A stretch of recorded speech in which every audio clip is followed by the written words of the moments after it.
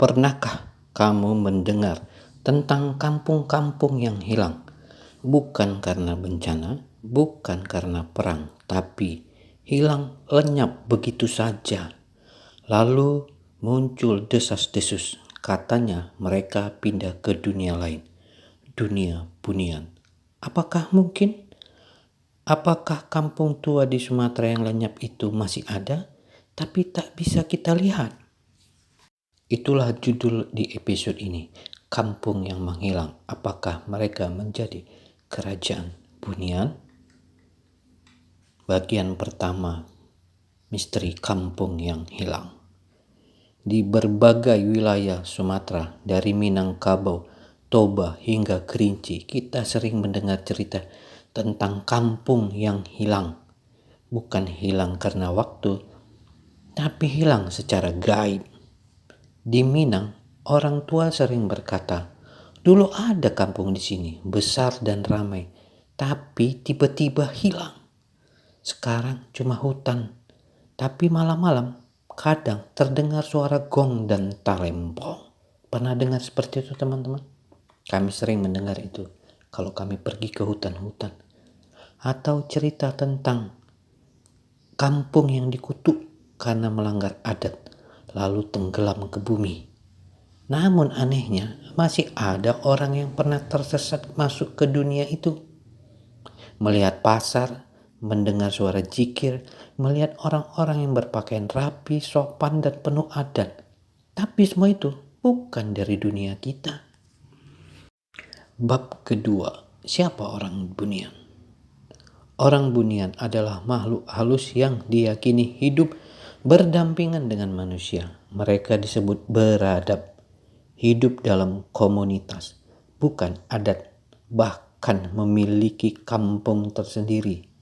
Mereka tak liar, mereka punya aturan, punya sopan santun, bahkan menjaga manusia. Dalam budaya Minang, Batak, Melayu, orang bunian sering dikisahkan sebagai penjaga nagari, roh leluhur yang naik tingkat, makhluk yang tidak mati tapi tidak hidup dalam dimensi kita. Orang bunian bisa dilihat oleh mereka yang terpilih. Kadang orang hilang di hutan bukan mati, tapi dibawa untuk diajari ilmu atau dijaga dari bahaya. Ada yang kembali, ada yang tidak. Bagian 3. Apakah mereka kerajaan lama yang berubah? Entahlah. Ada satu hipotesis menarik dari para peneliti spiritual dan pelestari adat.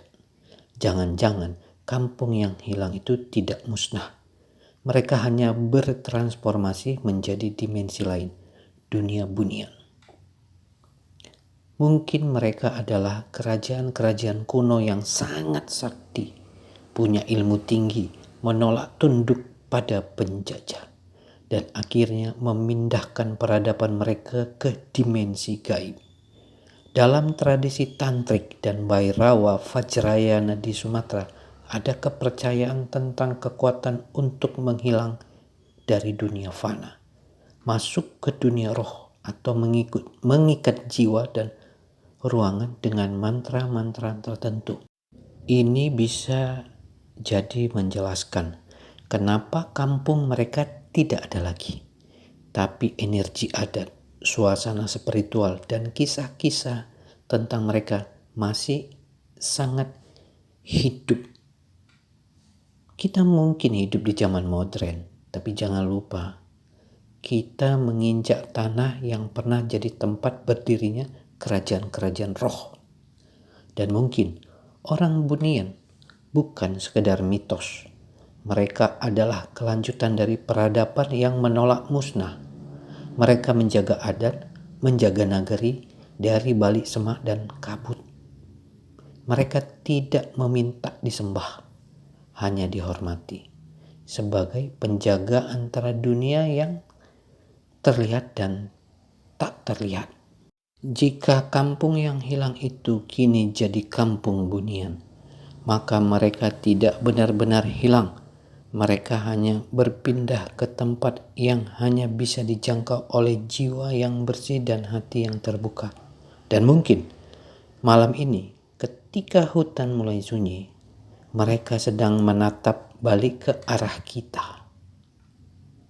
Itulah misteri orang Bunian di Sumatera. Sampai di sini dulu. Jangan lupa like, komen, dan subscribe